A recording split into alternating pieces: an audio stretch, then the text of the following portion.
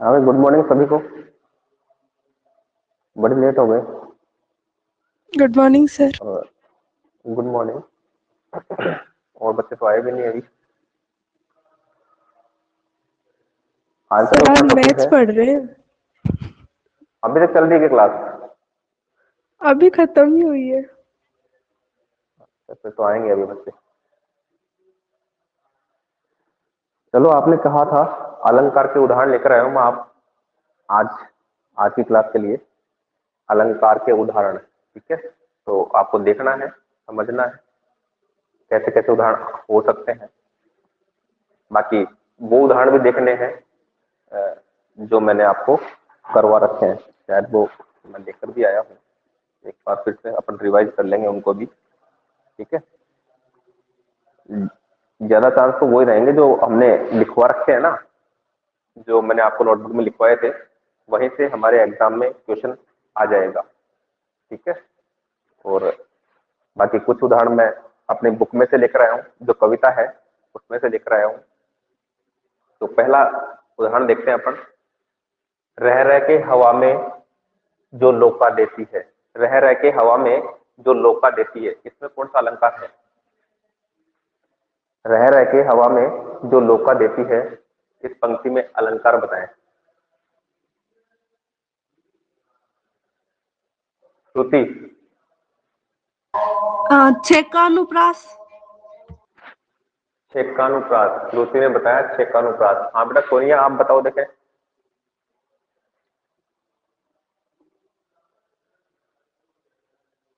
साक्षी भी आई है।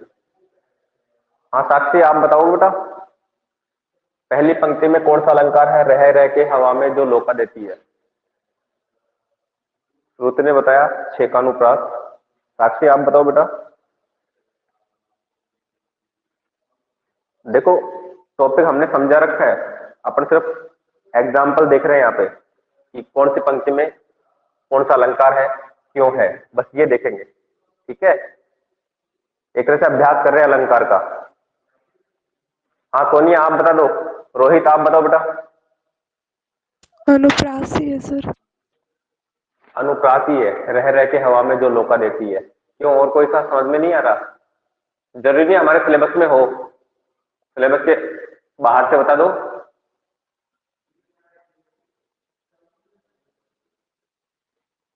सिलेबस के बाहर से भी तो बता सकते हो ना।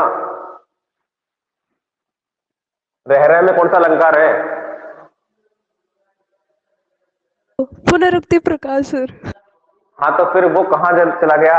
इतना इजी है पुनरुक्ति प्रकाश, ये दिमाग में क्यों नहीं आया? सेम शब्द रिपीट हो रहा है, अर्थ नहीं बदल रहा है, तो पुनरुक्ति प्रकाश अलंकार हो गया ना। अगर ऐसा आएगा तो अनुप्रास तो बताएंगे, लेकिन वो तो बाद में बताएंगे। पहले इसमें जो अलंकार है वो है पुनरुक्ति प्रकाश अलंकार। रह में पुनरुक्ति प्रकाश अलंकार, पुनरुक्ति प्रकाश अलंकार। दूसरी पंक्ति है, हाँ चलो इसमें एक और देख लेते हैं। वही, वो तो हमें तब करना है जब हमें पुनरुक्ति प्रकाश हमारे दिमाग में ना आए, बस की बात ही ना रहे, फिर हम करेंगे छेकानुप्रास अलंकार। फिर जो श्रुति ने बताया था बिल्कुल सही बताया था, छेकानुप्रास अलंकार, ठीक है? अगर छेकानुप्रास भी याद ना आए तो अनुप्रास तो कर ही देंगे, अनुप्रास तो कर ही देंगे। छेकानुप्रास क्यों है? क्योंकि एक वर्ण की आवृत्ति हो रही है एक बार, मतलब एक वर्ण दो बार रिपीट हो रहा है, रे और रे, ठीक है? हाँ, और कहीं नहीं है इसमें। यहां पर है रे में, रे की आवर्ती के कारण से यहाँ पे कौन सा अलंकार हो गया? छेकानुप्रास। लेकिन वो तो हम बाद में बताएंगे। छेकानुप्रास भी याद नहीं रहेगा तो हम बताएंगे अनुप्रास। और वो तो मैंने आपको लास्ट एक तरह से बता ही रखा है कि जब बस की बात ना रहे अलंकार में तो अनुप्रास को टिकाकर आ ही जाना, खाली मत छोड़ के आना। कहीं ना कहीं कोई सा भेद है अनुप्रास का चारों में से, वो कहीं ना कहीं हमें मिलने का चांस रहता ही रहता है हर पंक्ति में। अगला है नहला के छलके निर्मल जल से। नहला के छलके निर्मल जल से, इसमें कौन सा अलंकार है? इसमें भी वही है सर, पुनरुक्ति प्रकाश। इसमें भी वही है, पुनरुक्ति प्रकाश। या फिर वो की वो बातें आ गई, इसमें भी छेकानुप्रास हो सकता है, छह छह की आवर्ती के कांड से। ठीक है। छाई है घटा गगन की हल्की हल्की, इसमें कौन सा है? साक्षी, साक्षी, नितेश, तीसरी पंक्ति में कौन सा अलंकार है बेटा? छाई है घटा गगन की हल्की हल्की। पुनरुक्ति प्रकाश। पुनरुक्ति प्रकाश। पुनरुक्ति प्रकाश, वेरी गुड। इसमें भी पुनरुक्ति प्रकाश है, इसमें भी पुनरुक्ति प्रकाश है। कहां पे? हल्की हल्की में। एक ही शब्द की आवृत्ति दो बार हुई है, दोनों बार जो इसका अर्थ है वो बदल नहीं रहा है, सेम अर्थ है। इस कारण से यहाँ पे कौन सा अलंकार हो गया? पुनरुक्ति प्रकाश। मतलब फिर से वही उक्ति आ गई है, एक ही उक्ति, एक ही बात फिर से आ गई, हल्की हल्की। अर्थ नहीं बदल रहा है। अगर अर्थ बदल जाए, सेम शब्द है लेकिन अर्थ दोनों का अलग होगा, तो वहां पर कौन सा अलंकार होगा?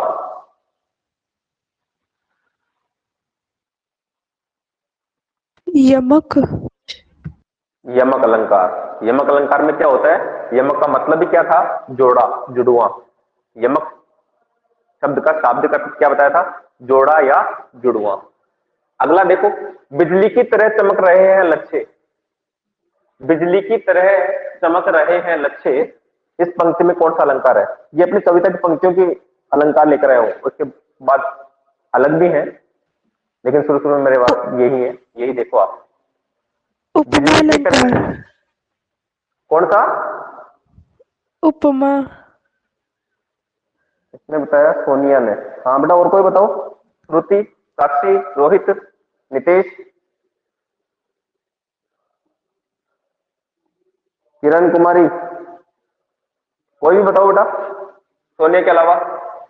बिजली की तरह चमक रहे हैं लच्छे, इसमें कौन सा अलंकार है?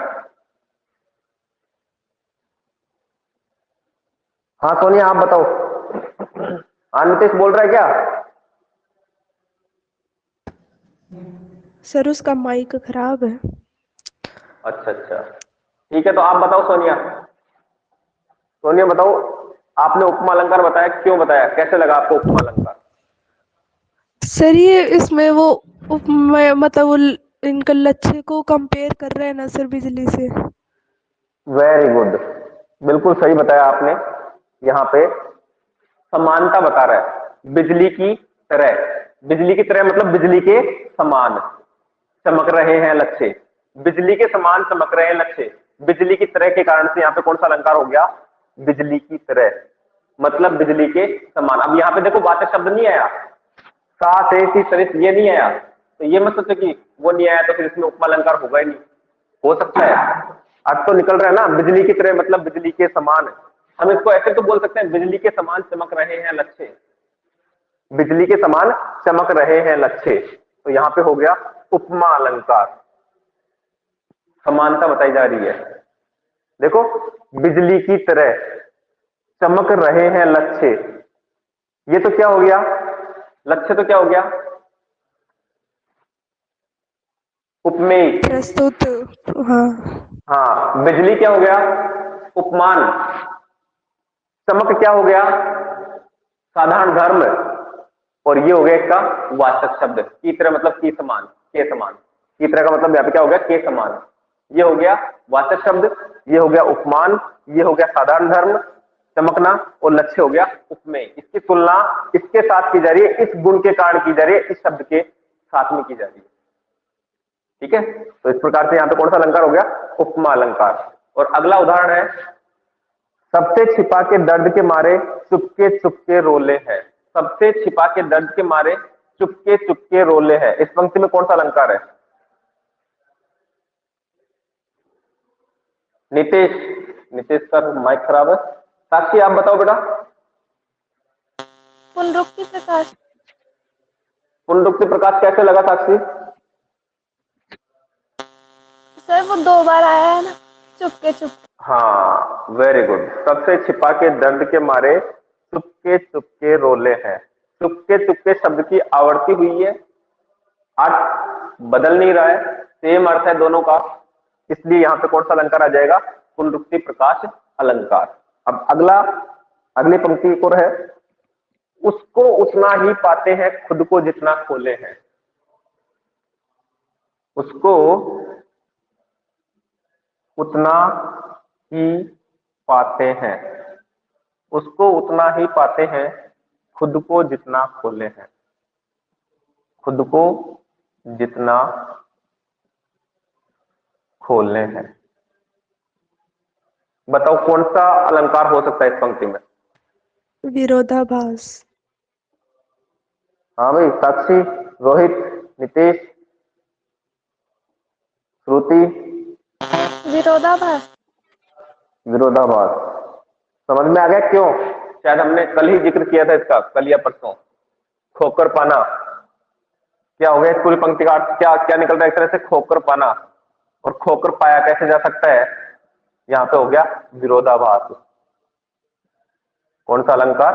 विरोधाभास। विरोध का आभास हो रहा है, इसलिए यहां पे हो गया विरोधाभास अलंकार।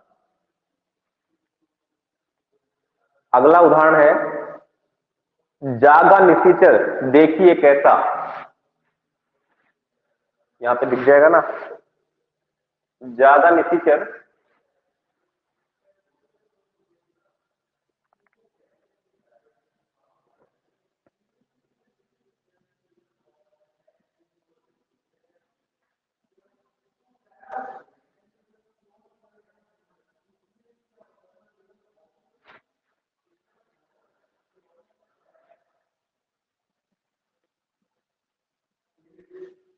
देहधरी बैसा।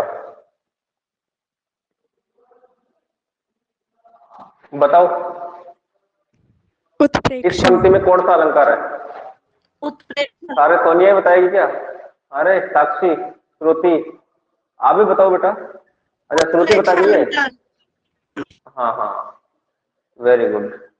उत्प्रेक्षा अलंकार। बेटा इस पंक्ति में कौन सा अलंकार होगा? उत्प्रेक्षा अलंकार। हाँ, तो इसका कारण बताएगी साक्षी। साक्षी, इस पंक्ति में श्रुति ने बताया कि उत्प्रेक्षा अलंकार है, तो कारण क्या है, क्यों है उत्प्रेक्षा अलंकार?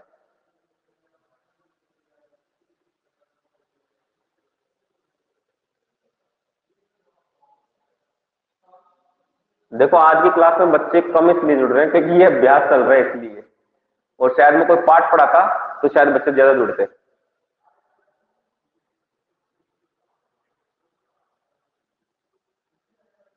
और शायद मुझे लगता है पाठ पढ़ाने पड़ेंगे भी, है ना, तभी जुड़ेंगे ऑनलाइन में, वरना छोड़ छोड़ के भाग जाते हैं। हाँ बेटा, साक्षी नहीं बता रही?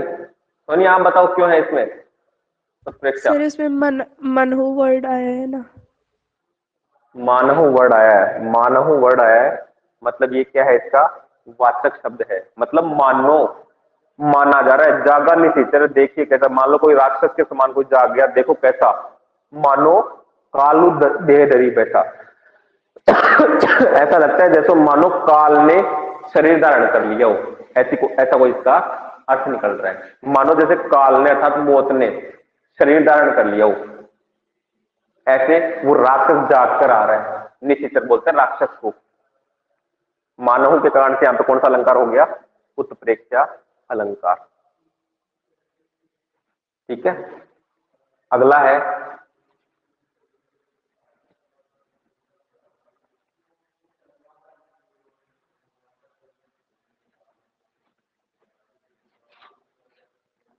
राजीव लोचन।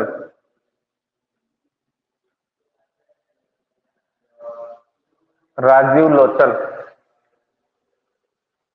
इसमें कौन सा अलंकार होगा? राजीव लोचन।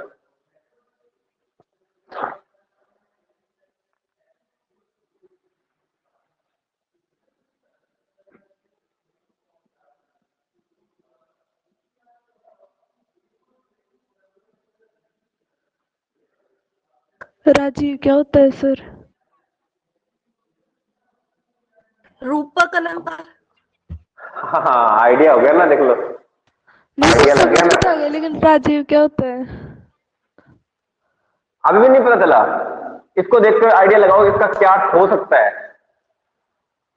राजीव नयन। बस, हाँ सर, वो कमल नयन की तरह वो रूप हाँ समझ में आ गया। सेम, अरे यही है, कमल ही बोलते हैं। राजीव मतलब भी कमल ही होता है, राजीव नयन। अच्छा। देखो, हाँ ये बातें वहां पर भी काम में आएंगी। मान लो अगर कोई शब्द का अर्थ हमें नहीं आ रहा है, कोई डिफिकल्ट लग रहा है ना, तो वहां पर भी अपने को ज्यादा टेंशन लेने की आवश्यकता नहीं है। हो सकता है कि कुछ शब्द ऐसे मिल ही जाते कविता में जो शायद टीचर को भी नहीं आते हैं, आइडिया लगाना पड़ता है। कैसे? आसपास का पढ़कर हमें अंदाजा लगाना पड़ता है कि इस शब्द का यहाँ पर ये अर्थ निकल रहा है। तो अगर गद्यांश और पद्यांश आए ना, उनमें अगर कोई शब्द डिफिकल्ट हो तो वहां उनको देखकर ज्यादा हेडेक लेने की आवश्यकता नहीं, ज्यादा टेंशन लेने की आवश्यकता नहीं है। ये नहीं कि सारे के सारे प्रश्न गलत कर दो, यार ये शब्द नहीं आ रहे थे, इनका अर्थ नहीं आ रहा था तो सारे प्रश्न गलत हो जाए, ऐसा नहीं करना है। आसपास का पढ़कर आइडिया लगा लेना कि हाँ इसका अर्थ कुछ इस प्रकार से निकल रहा है, तो वो आइडिया सही जाएगा, गलत नहीं जाएगा। ठीक है, गद्यांश पद्यांश के लिए बता रहा हूं। राजीव नयन, राजीव लोचन, चलो और लिख देता हूं, कमल नयन, कमल नयन, चरण कमल, चरण कमल। कौन सा अलंकार है यहां पर? इन सब में कौन सा अलंकार है? रूपक अलंकार है। इन सब में कौन सा अलंकार है? रूपक अलंकार है। एक रूपता स्थापित कर दी गई, किसमें? उपमेय में और उपमान में। उपमेय और उपमान में एक रूपता स्थापित कर दी गई है। राजीव रूपी नयन, देखो इसकी पहचान मैंने बता रखा है। एक तो खोलने पर रूपी जैसा शब्द आता है, रूपी, या फिर इसमें ये योजक चिन्ह आता है, लेकिन जरूरी नहीं कि योजक चिन्ह आए। मान लो जैसे इनमें मैंने योजक चिन्ह नहीं लगाया, हो सकता है किसी पंक्ति में योजक चिन्ह ना लगा हुआ है, ये का ये शब्द आ जाए लेकिन योजक चिन्ह नहीं आया, तो वहां पर कौन सा अलंकार होगा? रूपक अलंकार ही होगा। ये नहीं कि सर ने बताया था अरे ये योजक चिन्ह तो आना चाहिए, ऐसा कंडीशन नहीं बताई। मैंने बताई थी आप पहचान है, मिल भी जाए ना भी मिले। वाचक शब्द मैंने बताया था, ये भी कौन सा था? वो बिजली की तरह चमक रहे लक्ष्य। पहचान सूचक चिन्ह बताए थे मैंने, उपमा के वाचक शब्द बताए थे कि ये शब्द आ जाए वहां पे उपमा अलंकार होता है। अब वहां पे नहीं आया, वहां पे तो की तरह आ गया था, तो भी वहां पे उपमा अलंकार ही है। तो समझ रहे हो ना आप? जरूरी नहीं कि वो चीजें आए, वो तो हाँ मैं बताई थी कि लगभग ये आ जाएंगे तो हमें आइडिया लग जाएगा। ज्यादातर में हमें वैसा मिल जाएगा, साथ दृश्यमान, ये उपमा अलंकार के लिए मिल जाएगा। लेकिन फिर भी ना मिले तो हमें थोड़ा आइडिया तो लगाना पड़ेगा ना। राजीव नयन, राजीव रूपी कमल, दारिद्र दशानन है, दरिद्रता रूपी दशानन, दशानन बोलते हैं रावण को, दरिद्रता रूपी रावण। राजीव लोचन, वही राजीव नयन राजीव लोचन एक ही बात होगी। राजीव रूपी लोचन, लोचन बोलते हैं नेत्रों को, आंखों को। ऐसे कमल नयन हो गया और चरण कमल हो गया। ठीक है, अगला है तुलसी बुझाई एक राम घनश्याम ही थे।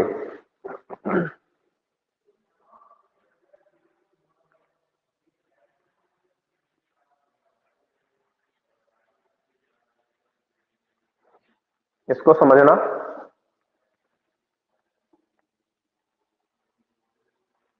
तुलसी बुझाई एक राम घनश्याम ही थे।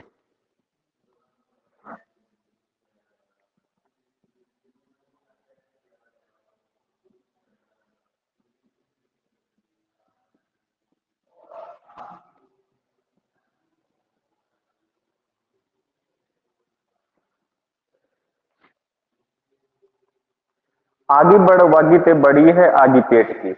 आगी बढ़ वागी ते, आगी बढ़ वागी ते बड़ी है आगी पेट की।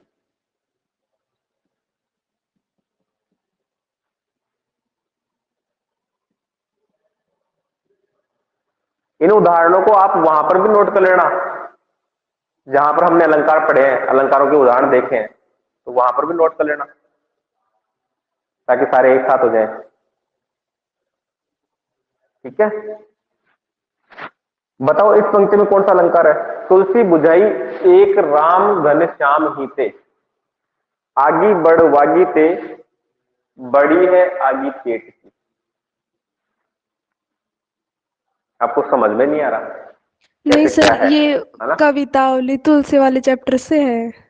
हाँ, तुलसी वाले से है। समुद्र की आग से बड़ी होती है पेट की। Very good. समुद्र की आग कौन से शब्द से निकलता है ये अर्थ?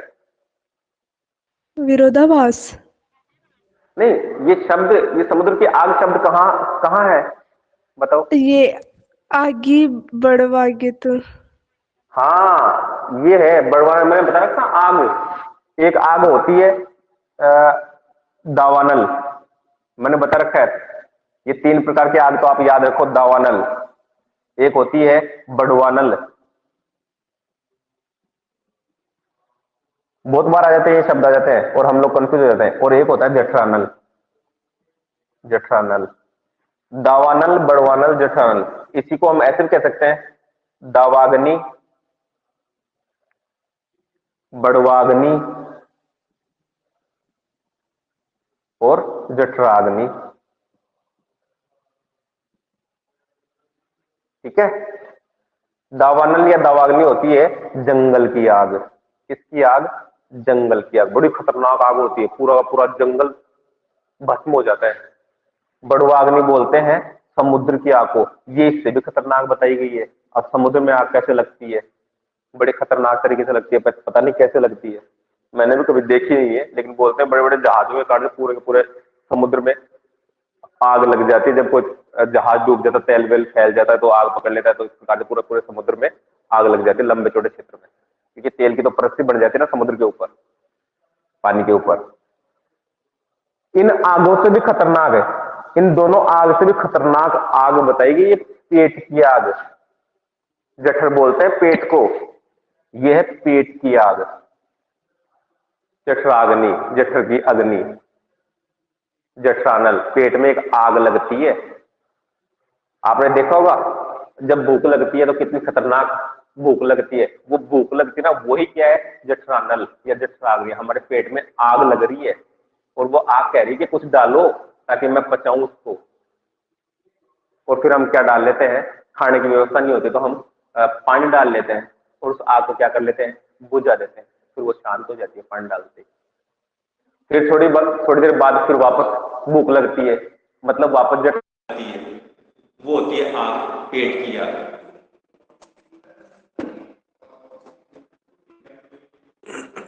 आवाज आ रही है क्या? एक बार बताना, बीच में कोई कॉल आ गया था। Yes sir. हाँ सोनी, आवाज आ रही है बेटा? आ रही है सर। मेरे पास आवाज नहीं है आपकी।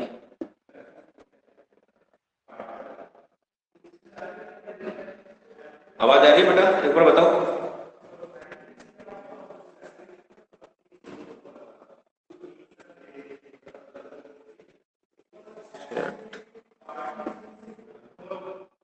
आ रही है, ठीक है।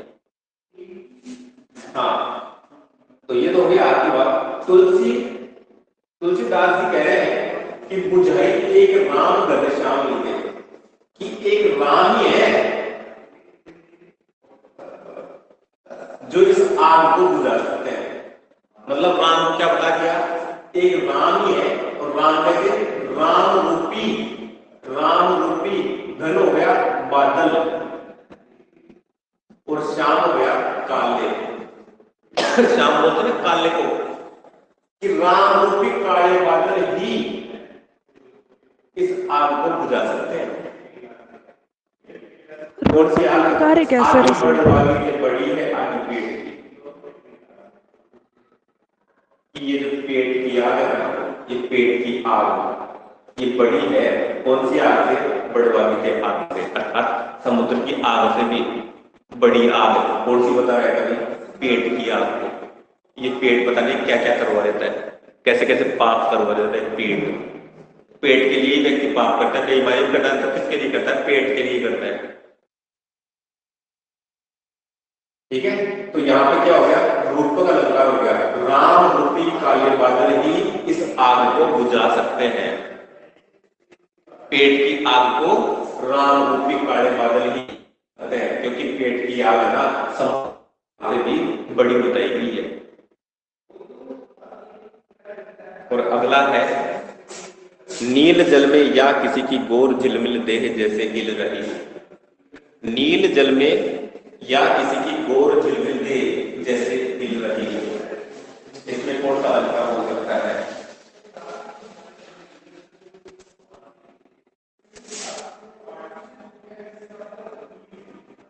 नील जल में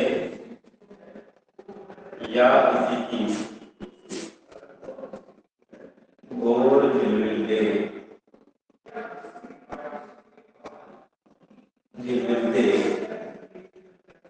जैसे हिल रही हो।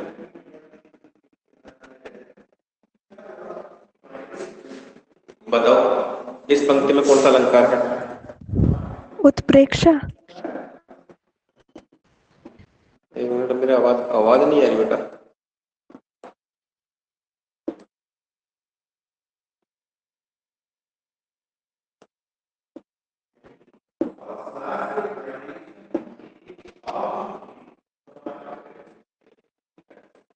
आवाज कैसे नहीं आ रही?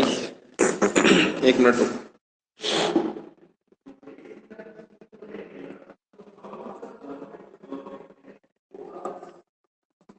एक बार बताओ बेटा, आप बोल कर बताओ। ये श्रुति आप बोलो, आवाज आ रही है मेरी? माइक ऑन कर बताओ। Yes sir. नहीं, मेरे पास आवाज नहीं आ रही। चलो ठीक है, थोड़ा समय है, आप वैसे देखते जाओ।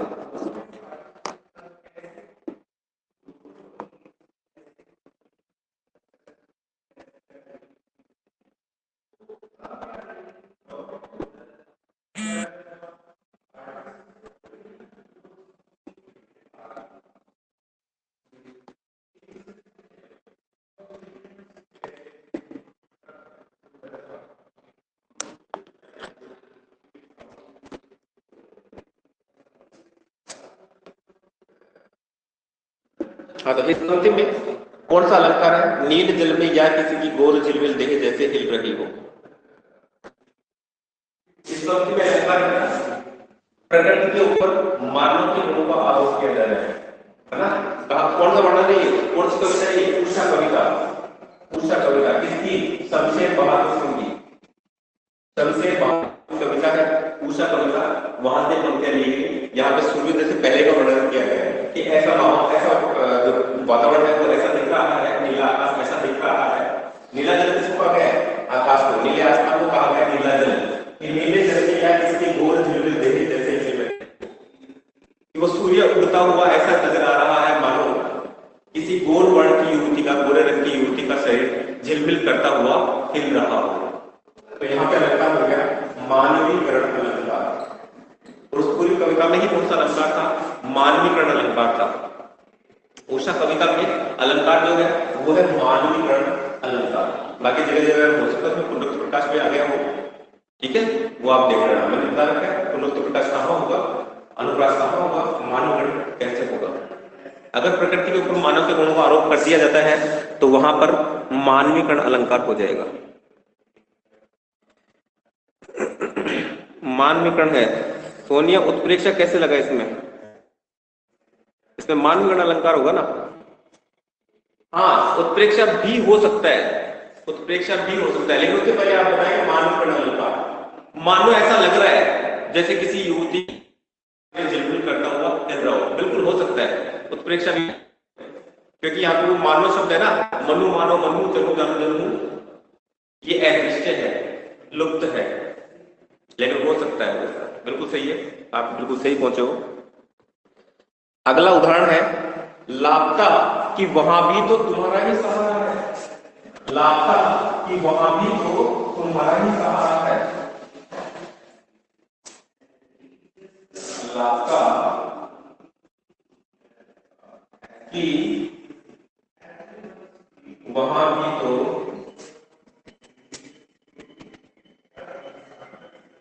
तुम्हारा ही सहारा है। इस पंक्ति में कौन सा अलंकार है? अच्छा, ये पंक्ति आई कहां से? ये पंक्ति कहां से आई है? यही है अपना जो पाठ, पांचवा पाठ गजल माधव मुक्ति बोध, मुक्ति बोध की कविता। ये मुक्ति बोध की कविता की पंक्ति है और इसका नाम है सहर्ष स्वीकारा है। सहर्ष स्वीकारा है, सहर्ष स्वीकारा है कविता की पंक्ति है। लापता कि वहां भी तो तुम्हारा ही सहारा है। बात उल्टी नजर आ रही है कि लापता, जब लापता ही होगी तो फिर सहारा किस बात का? उल्टी बात हो रही है, विरोधी बातें हो रही है। इसलिए यहां पर जो अलंकार होगा वो कौन सा अलंकार होगा? विरोधाभास अलंकार होगा। जब कोई लापता है तो उसका सहारा कैसे हो सकता है? जब कोई व्यक्ति घूम ही जाए, किसी माँ बाप का बेटा घूम जाए, लापता हो जाए, फिर उसको, उस माँ बाप को उस बेटे का क्या सहारा होगा? तो यहाँ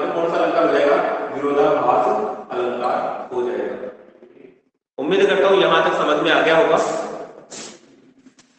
इससे आगे हम कल देखेंगे, लेकिन आपको कल के लिए लर्निंग वाला वर्क दे देता हूं आपको। एक तो है कहानी है पहलवान की ढोलक। पहलवान की ढोलक, ये कहानी आप अच्छे से याद कर लेंगे। बाकी हमारा लगभग सिलेबस रिवाइज भी पूरा हो गया है, तो मैं पूरा सिलेबस का पेपर पढ़ाऊंगा, वो देखेंगे जब भी आप आएंगे तब लेंगे या ऑनलाइन लेंगे, कैसे लेंगे, लेकिन मैं पूरे सिलेबस का पेपर पढ़ाऊंगा। आपको पूरा सिलेबस हिंदी का तैयार करना है। हमने ग्रामर के टॉपिक भी रिवाइज करवा दिए हैं, पार्ट भी हो गए हैं, 1-2 पार्ट रह रहे हैं, ये और मैं 1-2 दिन में देकर आपसे तैयार करवा दूंगा, ठीक है। और जो क्वेश्चन आंसर यहाँ पे डिस्कस करेंगे उससे ये पार्ट भी तैयार हो जाएंगे। पत्र और निबंध, इनका अभ्यास आपको करना है, उसका अभ्यास भी आप करेंगे।